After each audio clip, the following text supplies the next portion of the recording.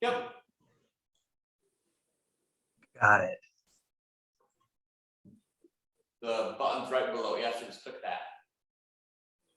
The little button. There you go. Welcome to session 42 of Introduction to the Hebrew Bible.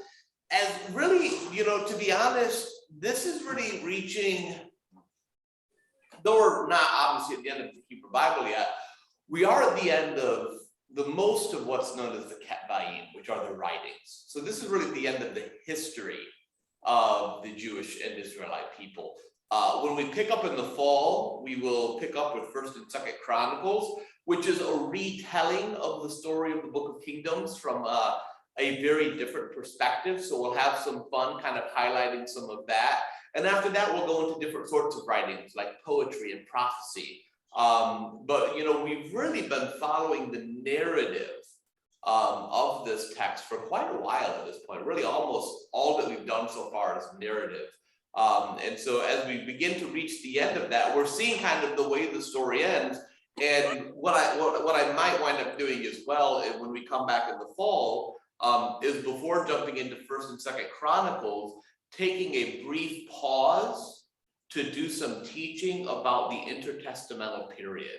So what happens to the Jewish people after they go off into exile in Babylon? And then they come back and then they rebuild, because we get some of that in the prophetic narrative, but not as much as we really know from scholarship. And for me, understanding the intertestamental period is so very important for understanding how what we've learned in the Hebrew Bible relates to what 1st century Judaism is, because 1st century Judaism is deeply influenced by a lot of those intertestamental texts and information. So just keep that on your horizon as we look towards the future. But today we're going to shoot for going through the kind of the final key points in 2nd Kings that I want to get. But let's begin with a word of prayer. The Lord be with you. And also with you. Let us pray.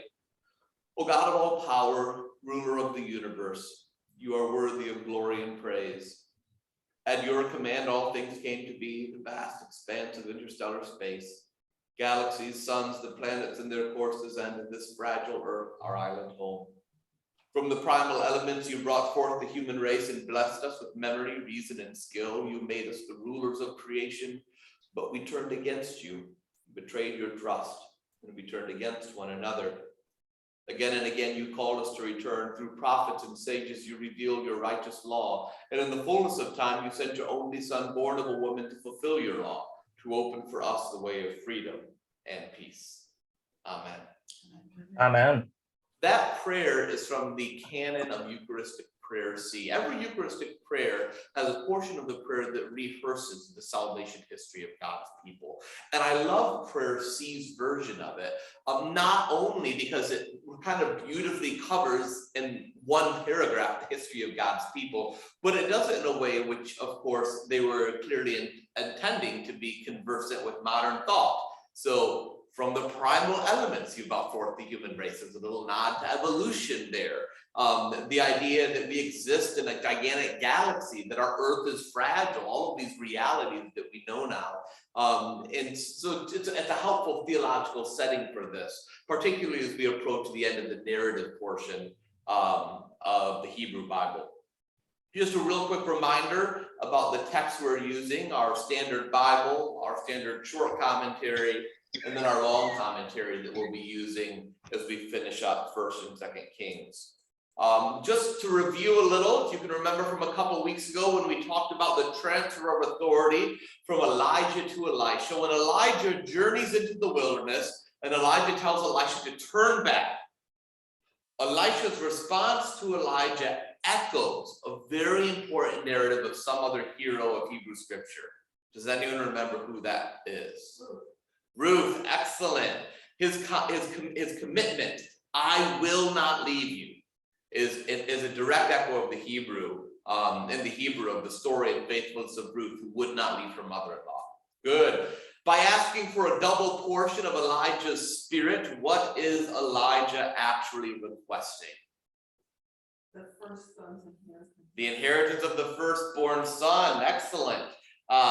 Seeking to succeed the prophetic office of his father. And remembering, of course, that when he was called by Elijah, he wanted to go say goodbye to his father, right? It's a shift has occurred within him that now he really sees his true father as being Elijah, whom he served all these years.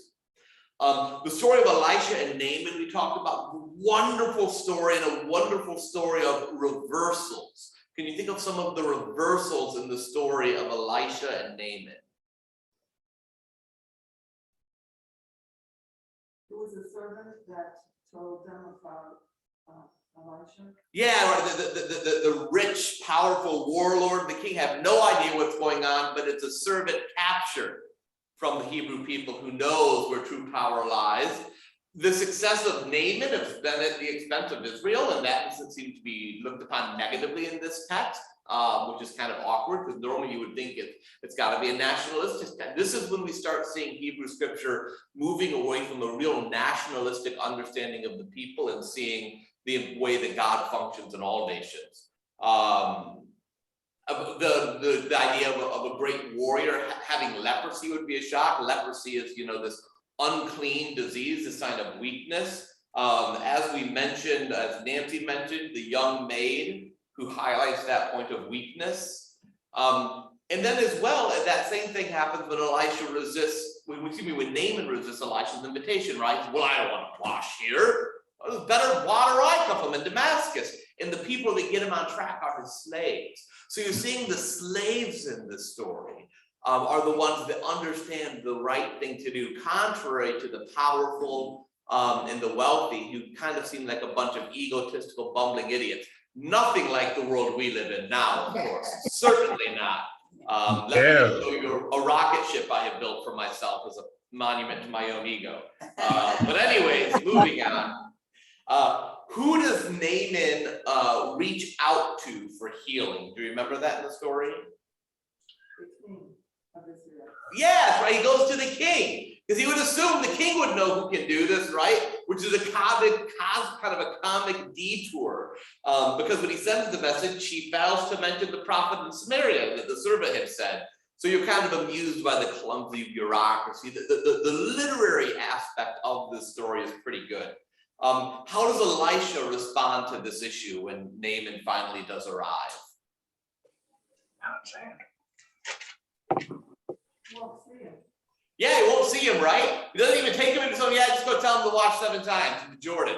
But he does that, of course, so that they will still know there's a prophet in Israel. So remember, that's the question: is there a prophet in Israel? And if you think of it, that's a question we've heard repeated earlier in the story as well. After Naaman is healed, there's something very strange about his confession. It's not a sort of confession we have normally seen in Hebrew scripture up till now. Does anyone remember what that confession is? It's a monotheism, right? We always remember the difference between henotheism and monotheism. Henotheism is the idea that the God of my people is bigger than your God. Monotheism is that my God is literally the only God. And Naaman's confession isn't just that there's a prophet in Israel, or even that the God of Israel is the best God. He says the God of Israel is the only God, which that's not the sort of religious view that we have found really strong in the Hebrew scripture up until now, which probably indicates that aspects of this story are later construction, when monotheism was beginning to really take root and hold in a strong way in the people of Israel. Look like Carolyn's got a comment. Yeah, he proclaims that the God of Israel is the only God, but he's still the God of Israel. And he feels that he really can't worship the God of Israel unless he's on the soil of Israel. So he takes a little dirt with him. Yeah, there's that great moment, right, where he's kind of, if you take a little dirt with me, does that count? I mean, I will admit, when I was in the Holy Land, I did take a little vial of water from the River Jordan that hangs out in my office. I know it's not magic, but it's hard to let go of that kind of sort of meaningful thing, right? Naaman has this problem, though, when he comes home to serve faithfully in the royal court. He's going to have to enter an idolatrous temple along with his master. And he shares this difficulty, this problem is going to be set with Elisha. He wants to be clear that his conversion is authentic. How does Elisha respond to Naaman's plight? be at peace. It's okay. He knows, he's understanding about it. It's interesting because Paul is still struggling with this 1,000 years later about, we know these gods don't exist, but what if people think we think they do? Yeah. Yeah, in some ways, Elisha seems a little more progressive than the Apostle Paul on this question, right? That he argues for mercy over kind of a rigorous Puritanism with that wish of shalom, peace, which is so essential theologically in Hebrew scripture. Almost at the end of the review section of tonight, how long after all of this happened, when we get to chapter 13 and Elisha shows up again, how long has Elisha been absent from the narrative chronologically? Do you remember how many years have gone by? Man, like a lot, like 12. Was it like the whole reign of Josiah? It wasn't, was it? Not Josiah. It's a long time. Was it 50 years? 50 years. This is an old man at this point. So he's been entirely absent from the. Now we have to acknowledge as well, one of the difficulties with 1st and 2nd Kings. Yeah, you've got a 23rd year of. What was that, Matt? Oh, I'm sorry. No, I was doing the mathematics. Okay.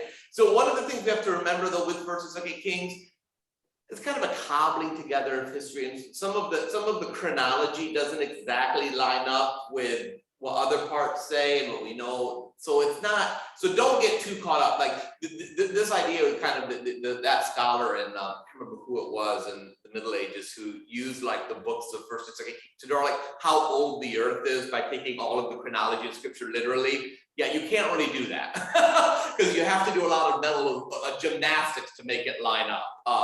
But regardless, he's been gone a long time from the story, 50 years from the narrative. How does King Joash refer to Elisha when he greets him? He uses language that goes back to the Elijah narrative. Not my father, close. Is it something about the horse, the chariot? Yes, Oh, nicely done, Barbara. He calls him the chariots and horsemen of Israel, which kind of raises a question. When Elisha looked into the sky as Elijah was being caught up, and he shouts, the chariots and horsemen of Israel, was he referring to fiery chariots and horsemen, or was he calling Elijah the chariots and horsemen of Israel? So there's some interesting questions here, because it seems that Elisha is the protector of Israel, and that seems to be a term for that protection because it's given to Elisha as his own title by the king. And then he invites King Joash to do a little divination with arrows, common thing back in that day. But Joash kind of doesn't really do it well. Where does King Joash fail? Remember, he shoots a few arrows and is told that it will be victory. But then he kind of does something that ruins the whole thing. He stops before he finished, right? He doesn't loose the whole quiver of arrows to kind of confirm the victory. He kind of shoots a few of them and like, well, I've got the prophet's seal. Can I just get on with the rest of my day now? Yeah. And that signifies for Elisha that he's going to be a half-hearted leader. He's not going to have follow through. He's kind of going through the motions here. After Elisha dies, what happens to the people of God? What happens to the nation after the death of the great prophet Elisha? It's weakened, right? The last story is told with this whole career in view. The chariots of Israel are gone until after Elisha dies, raiders invade without much opposition. And you can even see it even track how much smaller the military force is getting as it becomes a weaker and weaker and weaker nation. And then I already did that one. I put that slide in twice, apparently. All right. Questions before we move on? Go ahead, Nancy. So why did Elisha die and was buried like Moses as opposed to taken up to heaven like Elijah?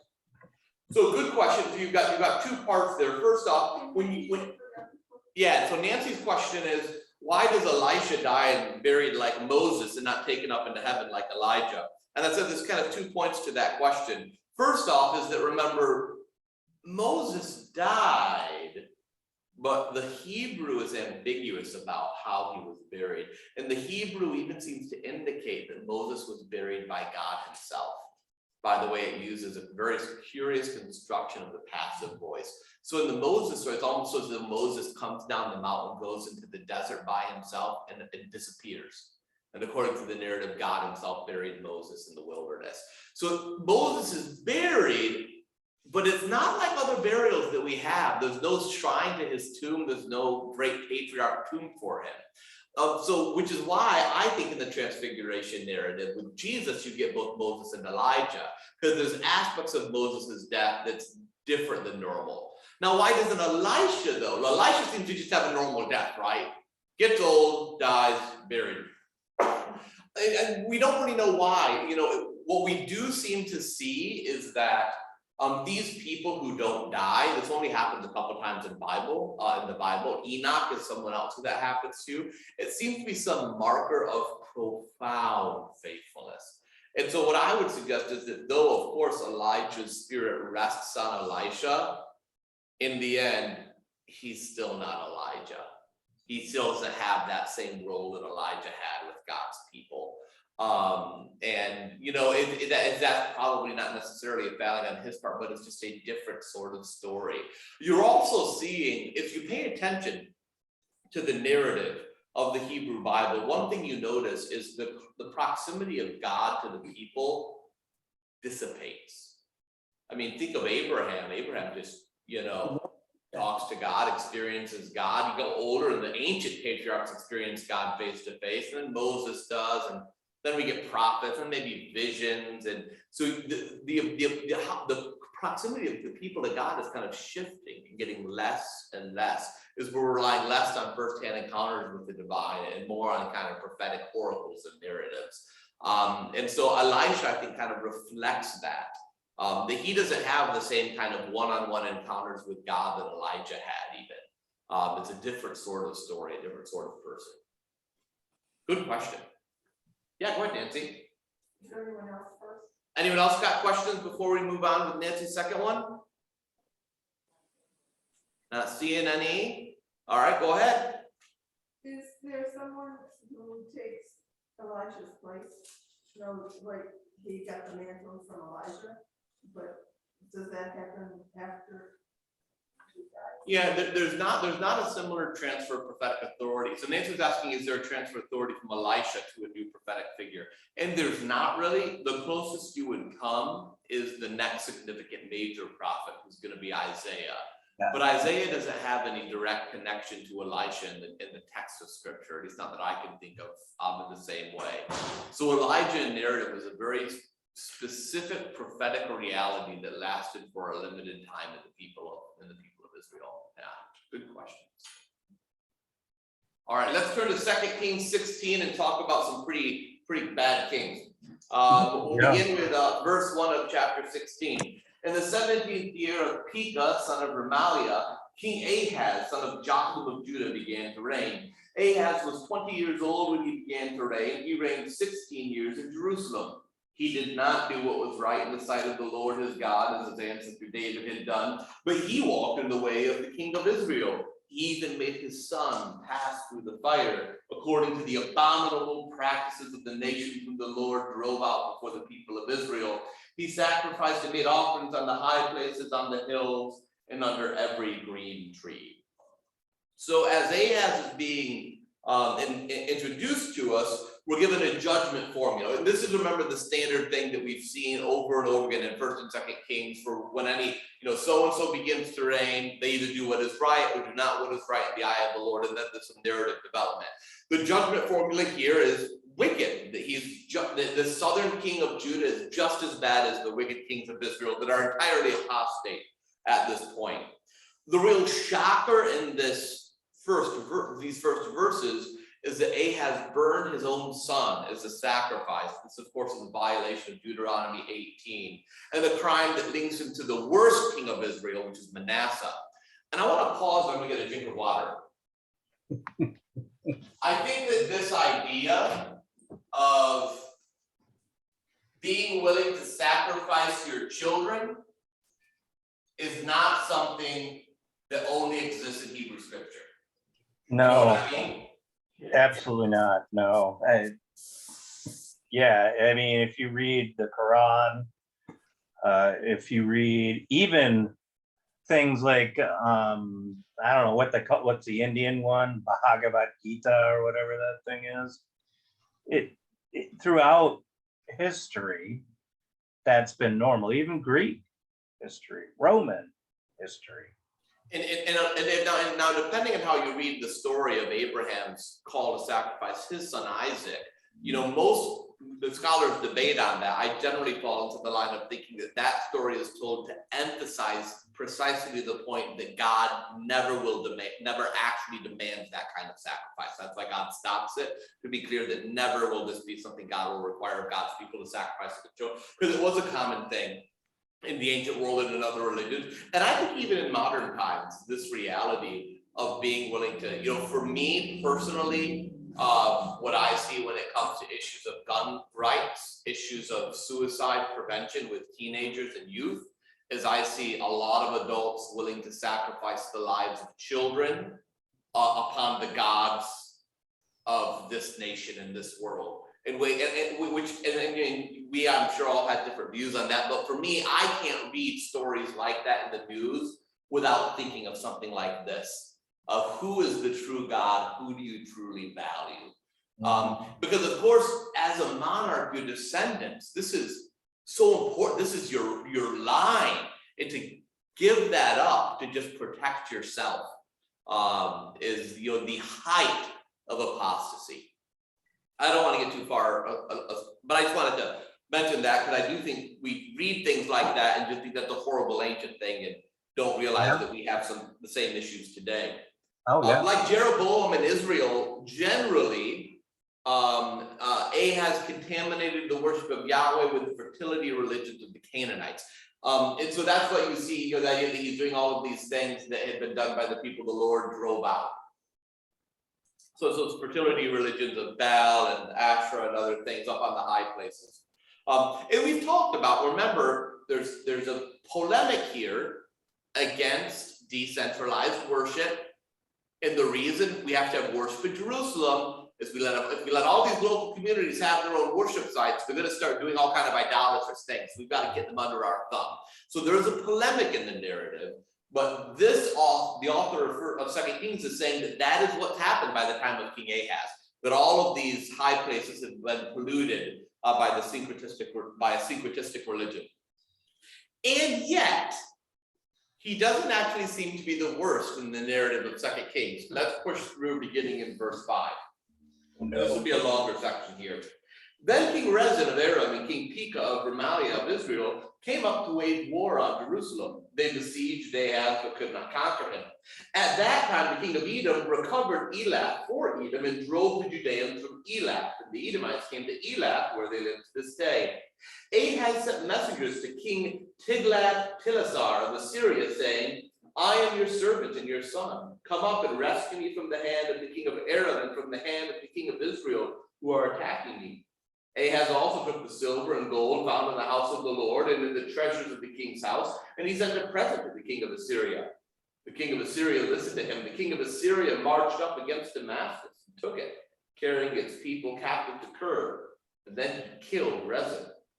When King Ahaz went to Damascus to meet King Tiglath-Pileser of Assyria, he saw the altar that was at Damascus. King Ahaz sent to the priest Uriah a model of the altar and its pattern, exact in all its details. The priest Uriah built the altar in accordance with all that King Ahaz had sent from Damascus. Just so did the priest Uriah build it before King Ahaz arrived from Damascus. When the king arrived from Damascus, the king viewed the altar. The king drew near the altar, went on it, and offered his burnt offering and his grain offering, poured his drink offering, and dashed the blood of his offering while being against the altar. The bronze altar that was before the Lord, he removed from the front of the house, from the place between his altar and the house of the Lord, and put it on the north side of his altar. And King Ahaz commanded the priest Uriah, saying, upon the great altar, offer the morning burnt offering and the evening grain offering and the king's burnt offering and his grain offering, with the burnt offering of all the people of the land, their grain offering and their drink offering, then dash against it all the blood of the burnt offering and all the blood of the sacrifice. But the bronze altar shall be for me to inquire by. The priest Uriah did everything that King Ahaz commanded. Then King Ahaz cut off the frames of the stands and removed the laver from them. He removed the sea from the bronze oxen that were under it and put it on a pediment of stone. The covered portal for use on the Sabbath, they had been built inside the palace and the outer entrance for the king, he removed from the house of the Lord. He did this because of the king of Assyria. Now, the rest of the acts of King Ahaz and that he did, are they not written in the book of the annals of the kings of Judah? Ahaz slept with his ancestors and was buried with his ancestors in the city of David. His son Hezekiah succeeded him. Now, there is profound debate in the scholarly community about the meaning of verses 5 through 20 of 2 Kings 16. Though the prophet Isaiah, later in the Hebrew Bible, views King Ahaz's reliance on Assyria as an apostate act, that reliance is not as clearly judged in 2 Kings. In 2 Kings, it's just kind of described as a military alliance that he does, one he pays for using money from the temple, but it's not judged as strongly as Isaiah later will judge it. Uriah, the priest who builds the Aramean-style altar, interestingly enough, is also mentioned as a supporter of the prophet Isaiah. So the fact that Uriah is being a part of Uriah is one of Isaiah's people. So, and Uriah is not raising any issues. So that kind of seems to say this was an orthodox move. Ahaz consecrates this new great altar in a way that's reminiscent of the way Solomon consecrates it. He uses it for authorized sacrifices according to the Torah. The old bronze altar, it says, will now be served to inquire by. Maybe this is for divination, that could be a possibility, but a lot of scholars think that term can refer to just simply inquiring after Yahweh. 2 Chronicles views all of this as syncretism, as a blending in of other religions with the religion of Israel, but 2 Kings doesn't view it as clearly. And so it really depends on whether or not you read this repeated statement that he sold all of these things and gave them all to the king of Assyria as tribute for protection. If you view that as a bad thing, or if you view that as kind of a descriptive act, it's what he had to do to save the people. And at the same time he did that, he did other renovations to the temple to make it better for sacrifice, and even took these bronze altar and turned it to a specific place for the king to go to inquire after Yahweh. So other than the superscription saying he did what was evil, the actual description of his reign is a bit more complex. And there's a lot of debate among scholars about whether or not they think, all of this stuff he's doing is bad, or whether this is just him doing what a king needs to do. Thoughts, comments, questions? Yeah, I mean, yeah. May I? Yeah, go ahead. Oh, yeah. It's kind of ironic because a king, which happens all through the Old Testament, a king is meddling in religion. I don't think that is today what any of us want. So it's interesting that even back then he meddles. He takes things from the altar, determines how the priest will do things to satisfy another king. And you can kind of think of that in terms of, remember when we did the story of King David, and you can view King David in two ways. Is this faithful kind of priest / king who is, very clearly a religious and political figure at the same time? Or you could view King David as a very shrewd politician who knows the way to unite this federation of tribes is to centralize control over their religion and unify it in the temple. So, and unify Jerusalem. So there's kind of two different ways to view that, even with the great King David. I guess it depends on how cynical you want to be, so to speak. Thank you. Right? I just thought it was like, Amanda, go ahead. Oh, sorry. Oh, you have something else, Matt? no. Oh, go ahead, Amanda. So is there significance that the gold and silver is from the house of the Lord? Is that That's separate treasury, or is that where all the loot is stored? Yeah, that's a really good question. And so the king would have had his own treasury separate from the temple treasury. The question is, is it bad to use the temple treasury to protect Jerusalem and to get the support of someone else in that? Second Chronicles says yes. Second Kings doesn't seem to be as judging of that. And that's kind of some of what we'll get when we get back in the fall and do First and Second Chronicles. You'll see the way that some people are viewed worse by the chronicler and other people aren't viewed nearly as bad. So it's really interesting the actions that one book says are evil, another book doesn't seem to have much of a problem with. I mean, you can think of, and this is why when people say, well, the Bible says this. I was like, well, the Bible says lots of things. And the Bible disagrees with itself lots of times. My great example of that is the question of whether or not the Israelites can marry foreign wives. The time of Ezra and Nehemiah, the answer is no. And they even tell them to divorce their wives that they acquired in Babylon to get the purity of the people back. But around that exact same time is when the story of Ruth started circulating, who is a Moabite and the grandmother of King David. So is it bad to marry foreign women or not? So I think it's best to see the Bible as kind of a conversation in itself. And rather than, so is it right or wrong to sell the temple treasury to save the nation? There's two different answers for that. In which to me, I don't like, because I'd like to know what's right or wrong very clearly. But what it does, I think it invites us to ask those kind of secondary questions about what do we think? Is it worthwhile if you've got to sell the treasury of the temple to protect the people? Is that a good use of the nation? If the Vatican sold the wealth of the Vatican so that they can be protected from marauding invaders, would you see that as a bad thing? Or did they apostatize by not trusting in God? Or did they act pragmatically and wisely? Yeah, Matt, what do you think? I just love this idea that the Bible is dialogic. It sounds, what you're saying sounds very much like Pontin. Mm-hmm. And that's so wonderful because it disabuses us of that Bible says kind of theology. Yeah. That's wonderful. Yeah, Mac, if you didn't hear those online, Mac was saying he really appreciates this idea of the dialogic view of Scripture compared to those who just want to kind of point at a Scripture verse and wag their fingers. Were you going to say something as well, Nancy? No.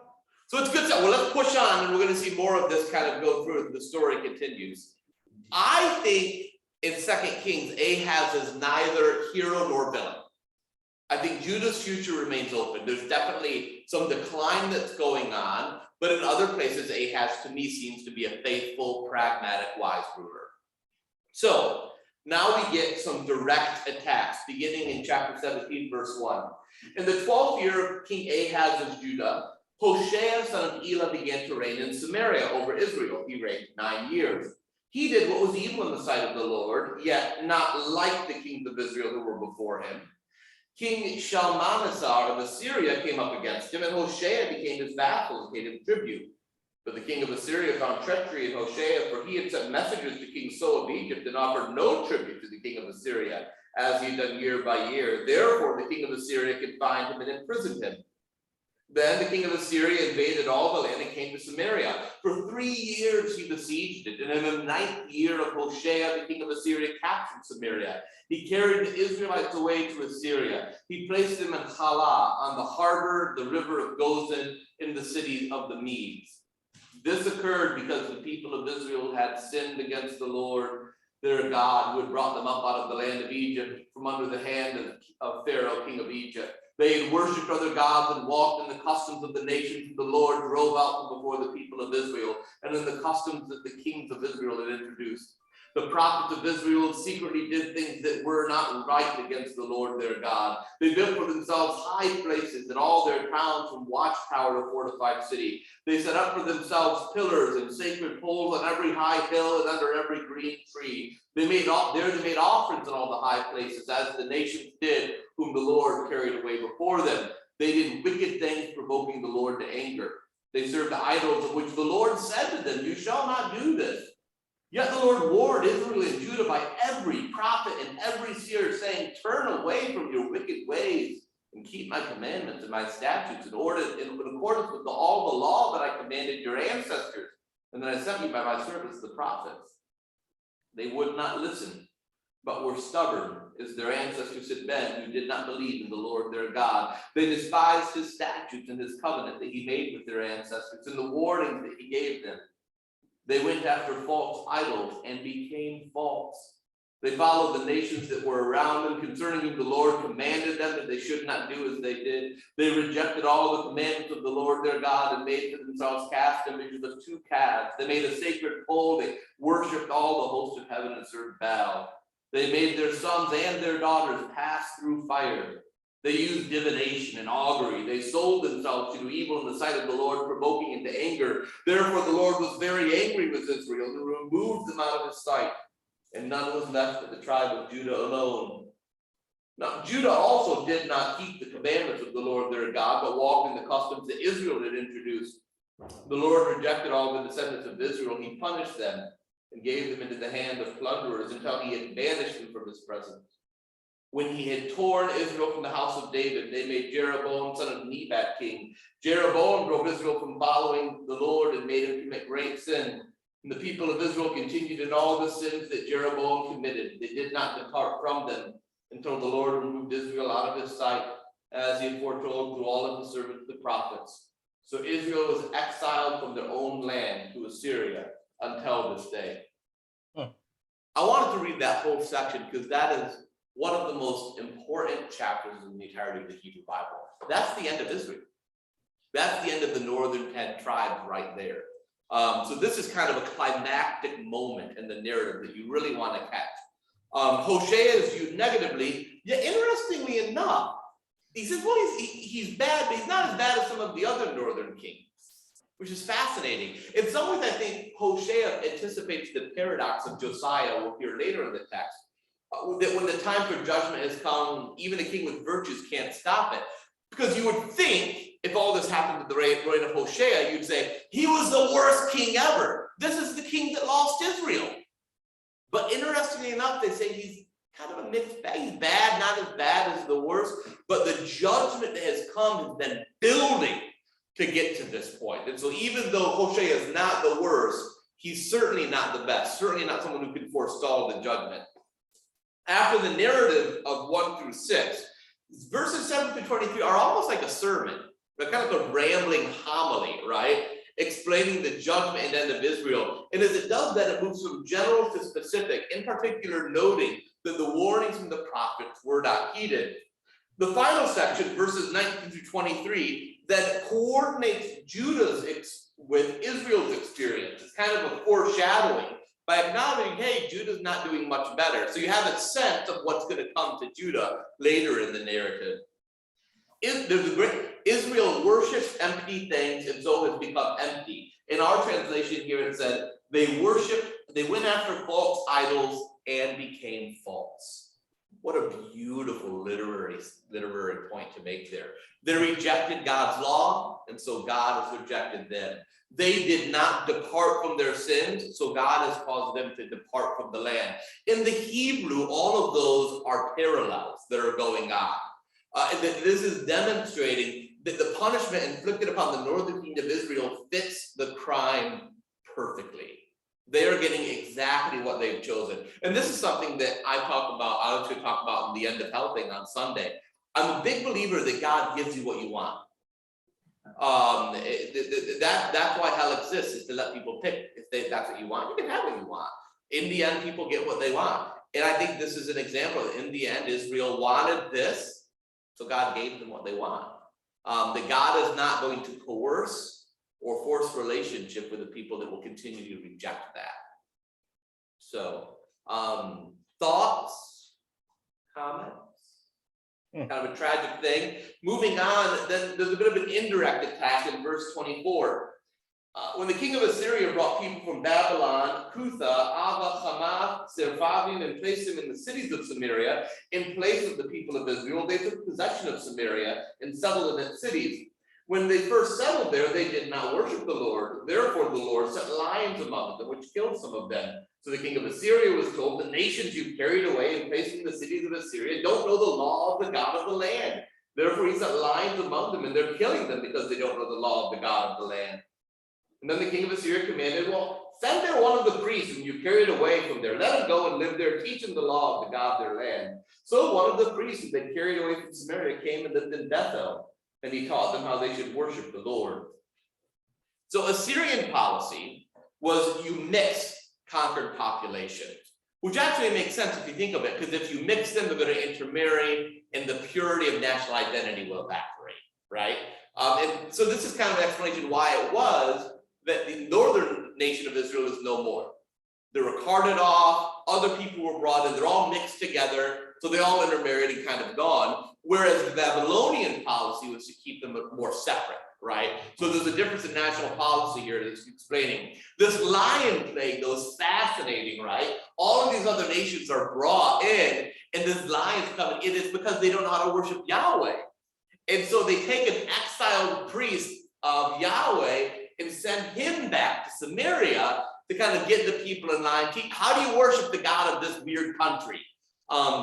This also explains why the worship of Yahweh continued in Samaria after the fall of the northern kingdom. That there was some continuity there. That not all of the religious leadership were carried off into exile. After the destruction of Samaria, then the ancient site of Bethel is what continues to be the important religious center for the inhabitants of the former kingdom of Israel. Remembering that Bethel is one of the most ancient shrines of the Hebrew people. Long before they ever had this land, Bethel has been a shrine for them. Pushing on a little bit for verse 29.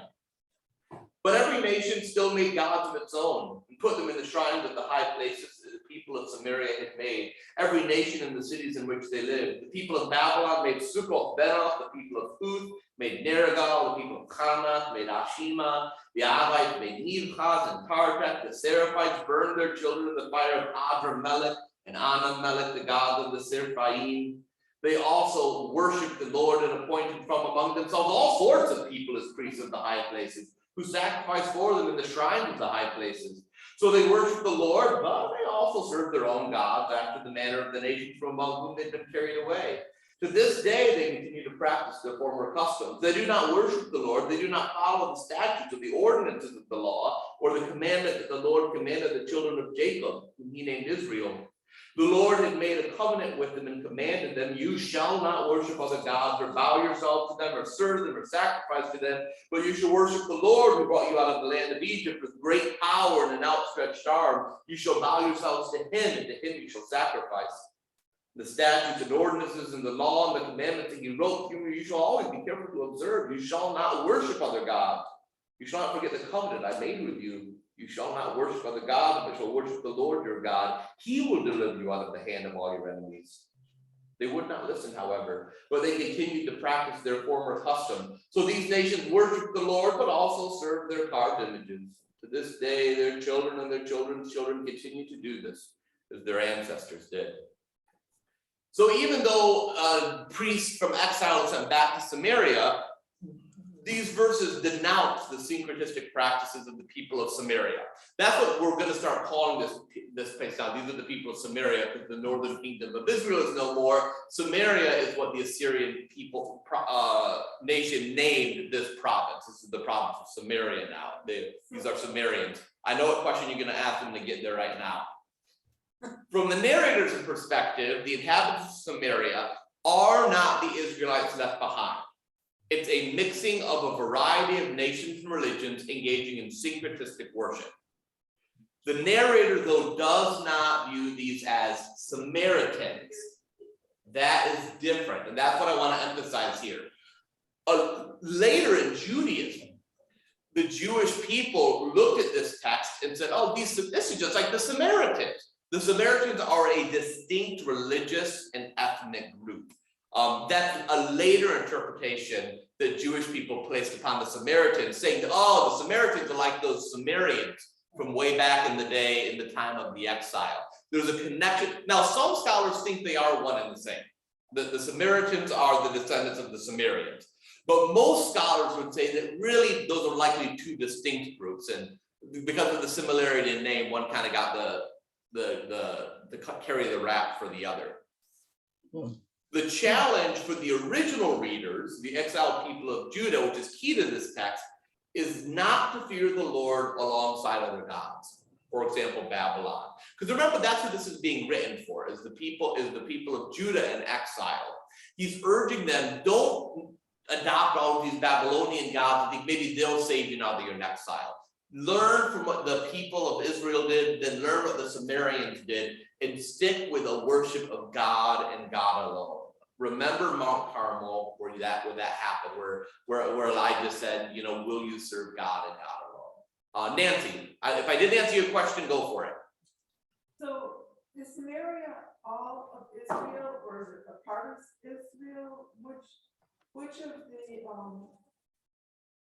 what part of Israel was it? It's the entire northern kingdom.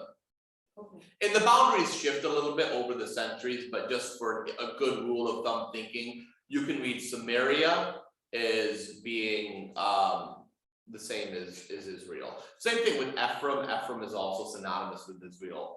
In different eras and different prophetic books, the terms are used synonymously. And there are some slight shiftings of border, but it's largely Samaria and Israel are the same thing. Other questions? So Israel is now cast out of sight. Reform comes, but I have a feeling it's not going to be enough. Beginning in chapter 18. In the 3rd year of King Hoshea, son of Elah of Israel, Hezekiah, remember he was mentioned earlier. Hezekiah, son of King Ahaz of Judah, began to reign. He was 25 years old when he began to reign, and he reigned 29 years in Jerusalem. His mother's name was Abi, daughter of Zechariah. And Hezekiah did what was right in the sight of the Lord, just as his ancestor David had done. He removed the high places, broke down the pillars, and cut down the sacred pole. He broke in pieces the bronze serpent that Moses had made. For until those days, the people of Israel had made offerings to it. It was called Nehushtan. He trusted in the Lord, the God of Israel, so that there was no one like him among all the kings of Judah after him, or among those who were before him. For he held fast to the Lord, he did not depart from following him, but kept the commandments that the Lord commanded Moses. The Lord was with him, and wherever he went, he prospered.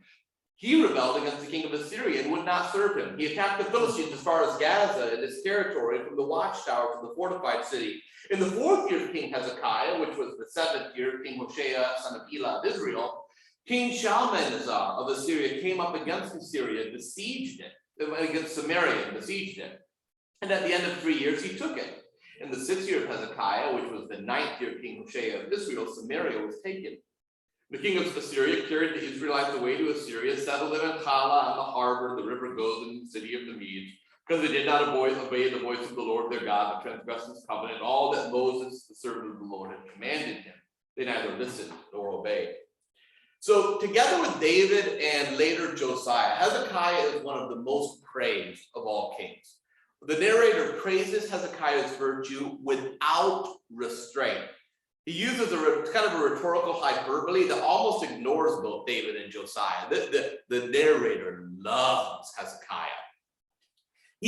Hezekiah's reform is so profound that he even breaks into pieces an artifact from the time of Moses. It's become used for idolatrous worship. So if you remember, when the snakes entered the camp because of the sins of Israel, God told Israel to make a bronze serpent, set it up on a staff, that people look at the serpent and are saved. And that was kept in the temple. Time goes by, it gets a name, Nehushtan. The people start offering sacrifices to the bronze serpent.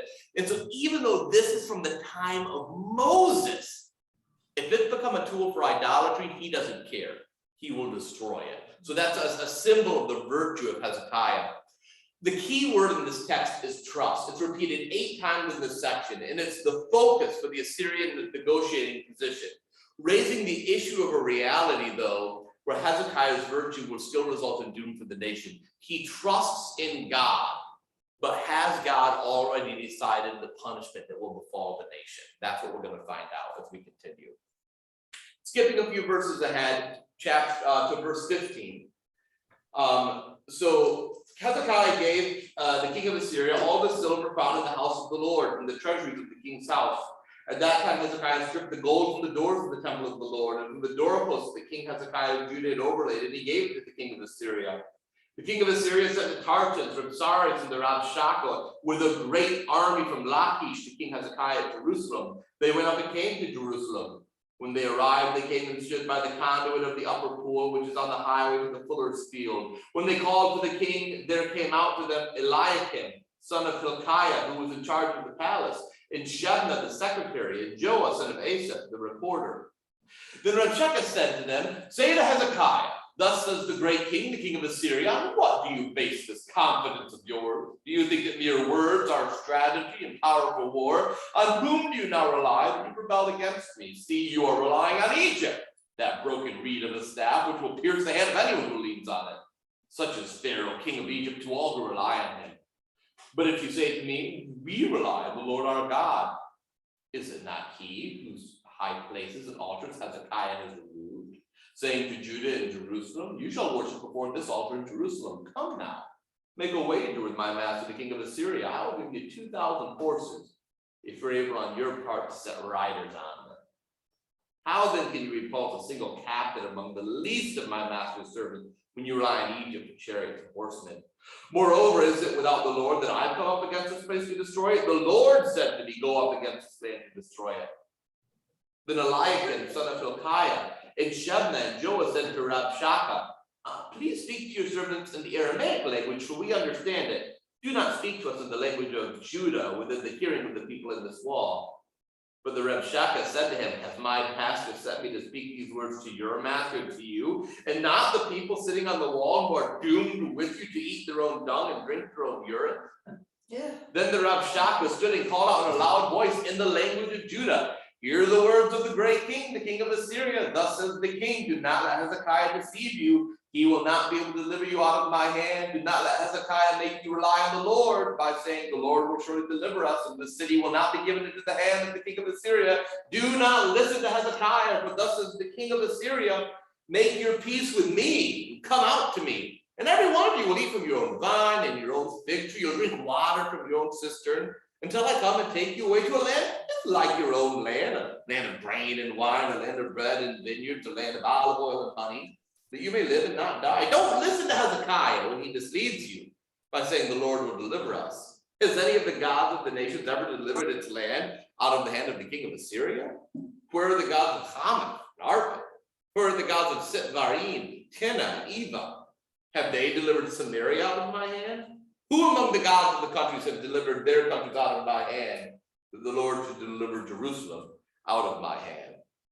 So after accepting a heavy tribute that Hezekiah pays in the temple vaults, the king of Assyria, who's Sennacherib at this point, acts treacherously, sends envoys and a great army to demand the surrender of the capital anyway, claiming that Hezekiah is trusting in Egypt without evidence. So there's a wickedness going on here, a treachery from the people of Assyria.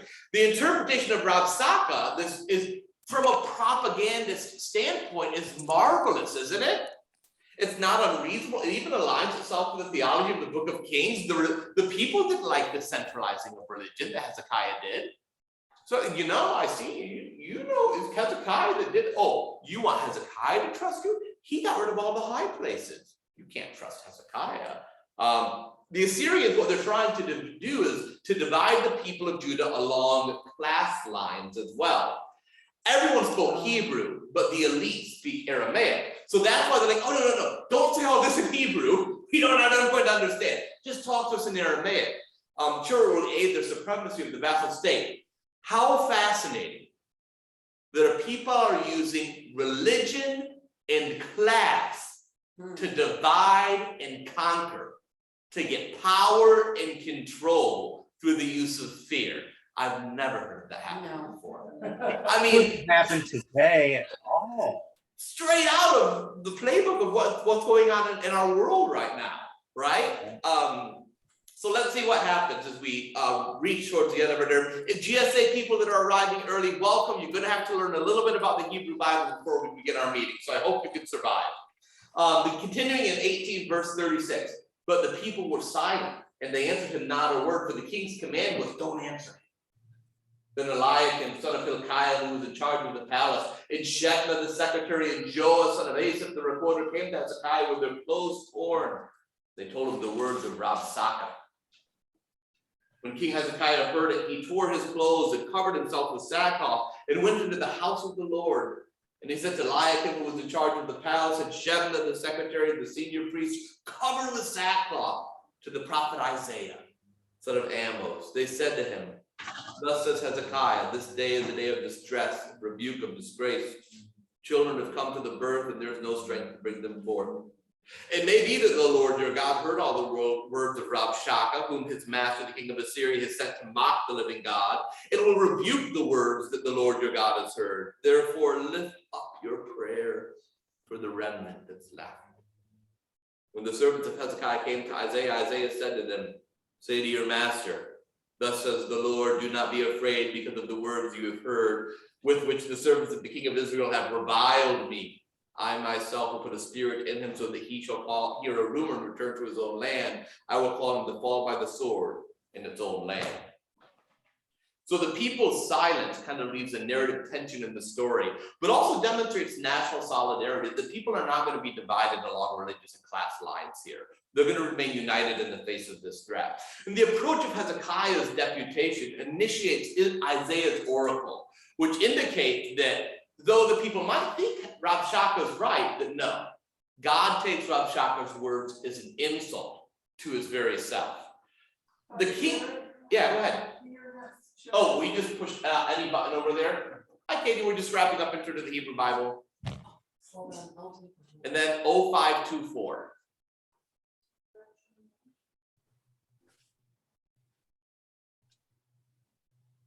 There we go.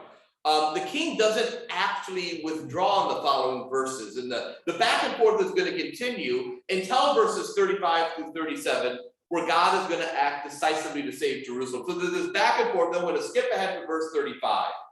After all of this back and forth and diplomatic maneuvering, that very night, the angel of the Lord set out and struck down 185,000 in the camp of the Assyrians. When morning dawned, they were all dead bodies. Then King Sennacherib of Assyria left and went home and lived at Nineveh. And as he was worshiping the house of his god Nisroch, his sons Adramelech and Sharezer killed him with a sword, and they escaped into the land of Ararat. And his son Esarhaddon succeeded him. So the way the story ends is they do trust in God, and God stands up against Assyria and protects Judah. And now, did that actually happen? Did God actually strike down nearly 200,000 Assyrian troops? We don't know. There is some archaeological evidence of a battle against Judah, and then the Assyria did not actually conquer Jerusalem. They give different reasons for it than what we read in 2 Kings, but it is a historical reality of something that happened. So we're going to wrap up now with the this last new and faithful king in 2 Kings 22. Josiah was 8 years old when he began to reign, and he reigned 31 years in Jerusalem.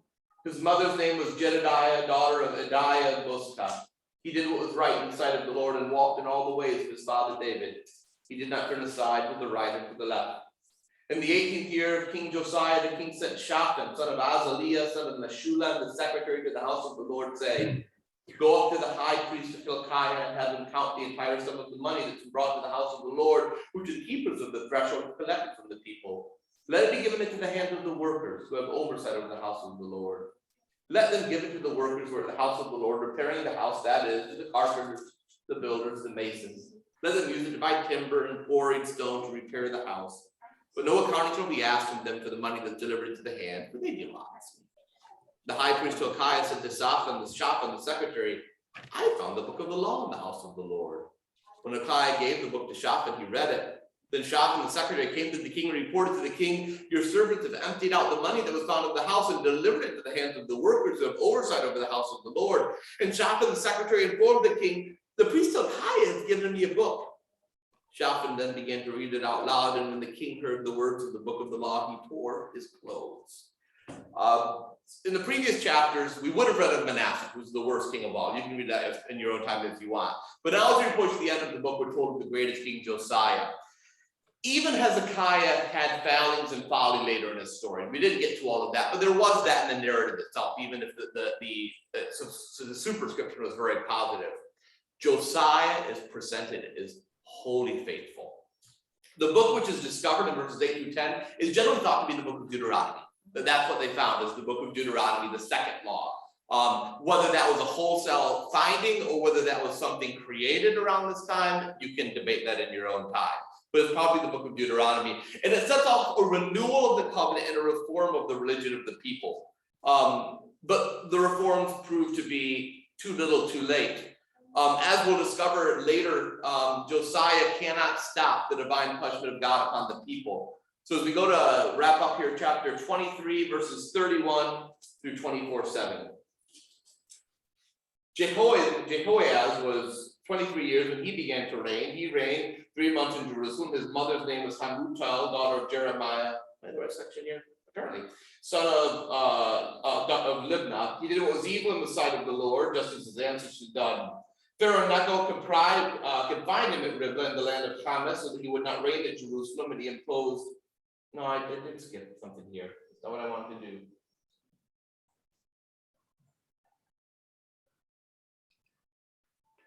What did I write down? Yeah, it'd be hard to read 31 through 24. Yeah, no, I see that here. I'm wondering if I went too far though. Oh no, I did. Yeah, back up a little bit to verse 28. Now the rest of the acts of Josiah and all he did, other than I written in the book of the annals of the king. In his days, Pharaoh Necho, king of Egypt, went up to the king of Assyria to the river Euphrates, and King Josiah went to meet him. But when Pharaoh Necho met him at Megiddo, he killed him. His servants carried Josiah dead in a chariot from Megiddo, brought him to Jerusalem, and buried him in his own tomb. The people of the land took Jehoahaz, son of Josiah, and anointed him and made him king in place of his father. So yeah, that's the section I want to read. I put the wrong verses down. Sorry about that. So even Josiah, the point being, cannot stop divine punishment. He dies in Megiddo, killed by Necho. And the last 4 kings that you'll see, they're a jarring contrast to Josiah. They're all judged with the same negative formula. No detail of what they did wrong, but it's just clear that they didn't continue what Josiah started. As we'll hear later, Jehoiakim will initially submit to the king Nebuchadnezzar, who defeated the Assyrians in year 605, but then he foolishly, I'm aware, thank you. Then he foolishly rebels, setting the stage for the Babylonian destruction that's to come later in the book. And then we'll get the story in chapter 24, and really read this when you get home, the story of Zedekiah and his final exile. Because in the intervening verses, Nebuchadnezzar has carried off the treasures of the temple, the royal house. He's also carried off King Jehoiachin in exile in Babylon, along with all the men of valor. He makes Jehoiachin's uncle king in his place, changing his name to Zedekiah. Zedekiah also foolishly rebels, likely through an alliance with Egypt, resulting in yet another siege against Jerusalem. Zedekiah is captured in the plains of Jericho, the exact site of Israel's first victory when they conquered the land in Joshua, right? And now it's the place of defeat as the story ends. And Zedekiah's are killed in his very presence to exterminate the Davidic dynasty. Zedekiah's eyes are put out, and then he's carried off to Babylon, as does the rest of the nation in chapter 25, verse 21. So it's really a grisly ending for the people of Israel. And that idea of Zedekiah's eyes being put out, of course, was taken up by Shakespeare, right? I don't even know, remember which play? Yeah, it's King Lear, right? So it's a grisly, sad end to the story. That we went a little bit over. Thank you, GSA people, for hanging out a little bit longer. I started 5 minutes late, so 5 minutes of that is my own fault there. The other 5 minutes is my fault trying to cram it all in before we hit the summer. This has been a good conversation. I hope that you'll enjoy the summer months. We've got some fun formation things happening this summer, so see them. When we come back this fall, we're going to look at this whole story from the chronicler perspective and then start moving into some of the other literature of the Hebrew Bible. So have a lovely evening. I'm going to turn off the recording. If you don't want to stay for planning the Pride worship service, you can just log out of Zoom. If you want to outplan the Pride worship service, you can hang out with us. Peace. I'm logging out. Thank you. Good to see you. Good night. Good night. Good night.